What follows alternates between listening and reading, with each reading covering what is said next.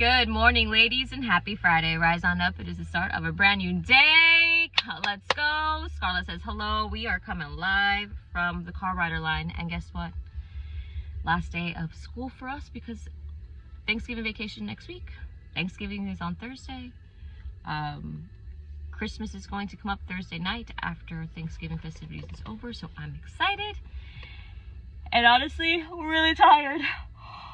Cannot wait to rest this weekend. I have some days off next week, so definitely happy about that. But overall, today's gonna be a productive and great day because we're gonna call it to be so.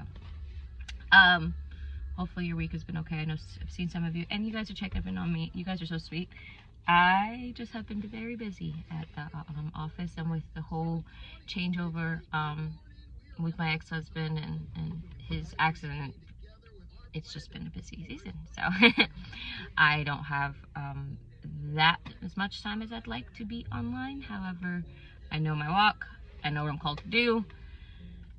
Speak the good news. So I want to be sure that I stay a faithful steward because honestly, it fills my own cup as well. Not just for you all, but for me too. And we can grow together. Yeah. We're gonna do this. All right, we're on Isaiah chapter 32.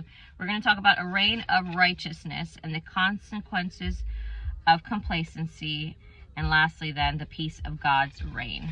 Verse 1 goes like this: Behold, a king will reign in righteousness, and princes will rule with justice. A man will be as a hiding place from the wind, and a cover from the tempest, as rivers of water in a dry place, as the shadow of a great rock in a weary land. The eyes of those who see will not be dim, and the ears of those who will hear will listen. Also the heart of the rash will understand knowledge, and the tongue of the stammers will be ready to speak plainly. Verse 5, the foolish person will no longer be called generous, nor the miser said to be bountiful. For the foolish person will speak foolishness, and his heart will work iniquity. To practice ungodliness, to utter error against the Lord, to keep the hungry unsatisfied, and he will cause the drink of the thirsty to fail. Also the schemes of the schemer are evil. He devises wicked plans to destroy the poor with lying words, even when the needy speaks justice. But a generous man devises generous things, and by generosity he shall stand. Verse 9, rise up, you women who are at ease. Hear my voice, you complacent daughters. Give ear to my speech. In a year and some days you will be troubled. You complacent women, for the vintage will fail. The gathering will not come. Tremble, you women who are at ease. Be troubled, you complacent ones. Strip yourselves, make yourselves bare, and gird sackcloth on your waists. People shall mourn upon their breasts for the pleasant fields, for the fruitful vine. On the land of my people will come up thorns and briars. Yes, on all the happy homes in the joyous city. Verse 14, because the palaces will be forsaken, the bustling city will be deserted. The forts and towers will become lairs forever, a joy of wild donkeys, a pasture of flocks, until the Spirit is poured upon us from on high. And the wilderness becomes a fruitful field, and the fruitful field is counted as a forest. Then justice will dwell in the wilderness, and righteousness remain in the fruitful field. The work of the righteousness will be peace, and the effect of righteousness, quietness and assurance forever. My people will dwell in a peaceful habitation, in secure dwellings and in quiet resting. Though hail comes down on the forest and the city is brought low in humiliation. Last verse 20, blessed are you who sow beside all waters, who send out freely the feet of the ox and the donkey.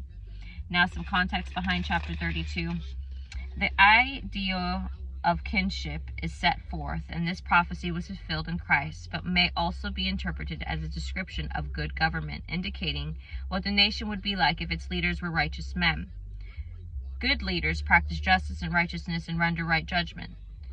Righteousness carries the idea of meeting the demands of a relationship, and righteous leaders wisely fulfill the duties and the obligations of their offices. Good leaders protect their people, and under the guidance of such leaders, truth can be distinguished from falsehood. The foolish person can be distinguished from the wise and noble individual. A generous person is one who operates with no ulterior motive, making decisions objectively on the basis of what is best for the whole nation rather than on the basis of personal interest. This quality of the nobility or generosity is associated closely with the qualities of justice and righteousness. Now, the second portion of chapter 32, a challenge is issued to a complacent woman. The prophet challenged the woman of his day to take heed of the current political situation. God's women must not be complacent and ease in familiar surroundings. They must not look to externals as sources of security and trust. The Lord is the only true source of security for his people.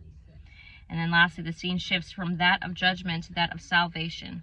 Justice, righteousness, and peace are the effects of God's reign in the lives of his people, and no longer would God's people feel a frantic need to seek a false security in military alliances. Genuine security results from a relationship with the Lord. Normal activities of daily living would be resumed in the time of peace, and God's gracious blessing of salvation reversed the destruction resulting from judgment. And that is all for today's Bible study. You know, I even needed to hear this one too, because and I was just talking to someone yesterday and trying to give her encouragement. I'm going to put an emphasis on Isaiah chapter 32 verse 9. Rise up, you women who are at ease, hear my voice. You complacent daughters, give ear to my speech. And in a year and some days you will be troubled, you complacent women, for the vintage will fail, the gathering will not come. I think some of us sometimes, and myself included, because I was in my short period of just a hot mess era, and then hot mess mom era, and then just like in a depression mode too, after probably a few years after having my daughter, going through all the craziness of her postpartum. And sometimes we do all get into complacent season.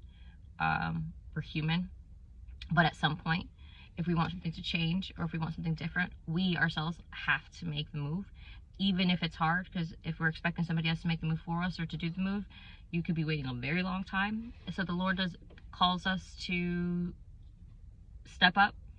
He's given us authority. We have authority, especially women that are married. You have authority in your household, or with a married man, married woman, and God, you have major authority in your household. So exercise it. And whether you are single or in a relationship like myself, and trying to figure out and steward how all this can be before you can get into marriage, I would highly suggest to be sure you steward yourself and stay grounded to your ethics and your morals, and be sure that you speak and you stand firm. Don't be complacent. Don't let yourself go. Don't not go to reading or a book club, or not start something. Don't be what I heard from a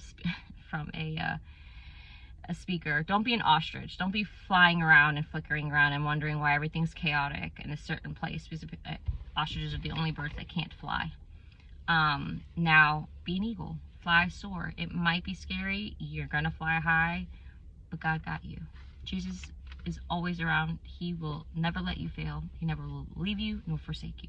So stand up, stand in truth, take care of your household, take care of you, steward yourself, and take care of the body and the temple that the Lord has provided you.